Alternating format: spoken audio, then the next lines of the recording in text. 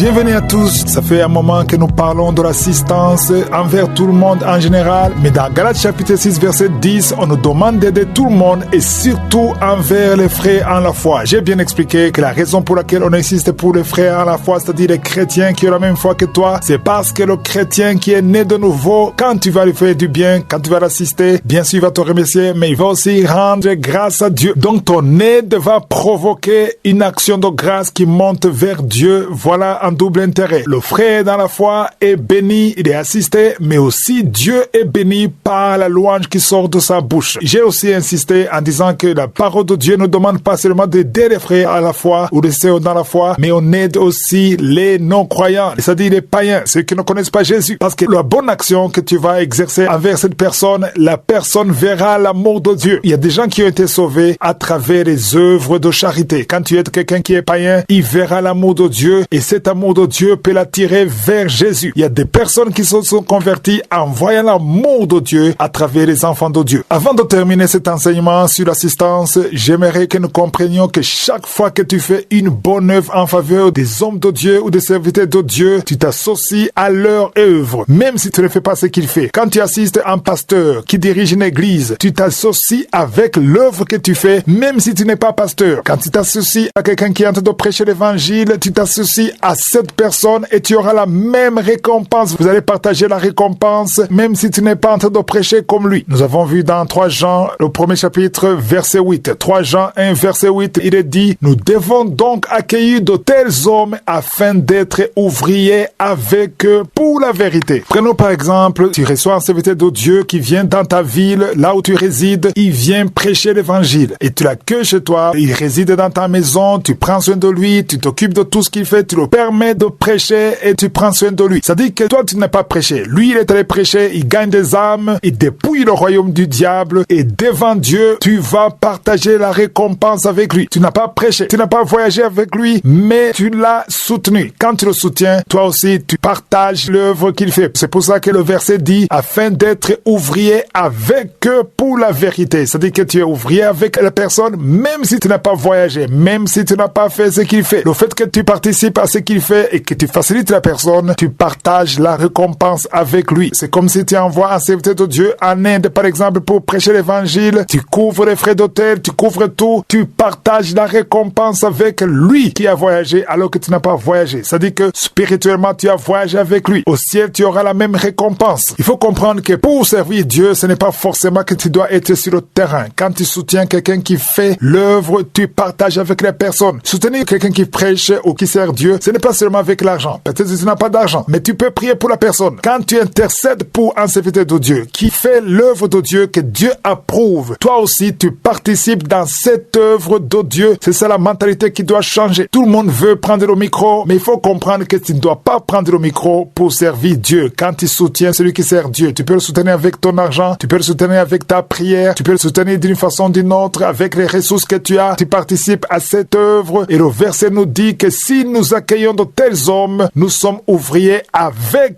eux pour la vérité. Il y a un autre verset que j'aimerais vous montrer, c'est dans Matthieu 10, verset 41 à 42. Lisons d'abord le verset 41. Matthieu 10, 41. Il est dit, c'est lui qui reçoit un prophète. C'est Jésus qui parle ici. C'est lui qui reçoit un prophète en qualité de prophète recevra une récompense de prophète. C'est-à-dire que si tu reçois un prophète, tu soutiens un prophète, tu assistes à un prophète qui est un vrai prophète de Dieu, tu recevras la récompense de prophète, même si tu n'es pas prophète. Ça, c'est très important. Et c'est lui qui reçoit un juste en qualité de juste, il recevra la récompense de juste. Au verset 42, il est dit, et quiconque donne seulement un verre d'eau froide à l'un de ses petits parce qu'il est mon disciple. Tu lui donnes parce qu'il est le disciple de Jésus, je vous dis en vérité, il ne perdra point sa récompense. Donc, il faut comprendre ici que si tu assistes quelqu'un qui est approuvé par Dieu, tu reçois la récompense qui est réservée à cette personne que tu assistes, même si tu n'as pas la même onction, même si tu n'as pas le même appel. Le fait que tu soutiens cet homme, tu partages la récompense avec cet homme. C'est ça qu'il faut comprendre. Voilà pourquoi beaucoup de gens n'aiment pas soutenir l'œuvre de Dieu, parce qu'ils ne comprennent pas qu'en participant à l'œuvre de Dieu, vous bénéficiez quelque chose de très important spirituellement et il y aura une récompense au ciel. Tout cela demande une compréhension et un changement de mentalité.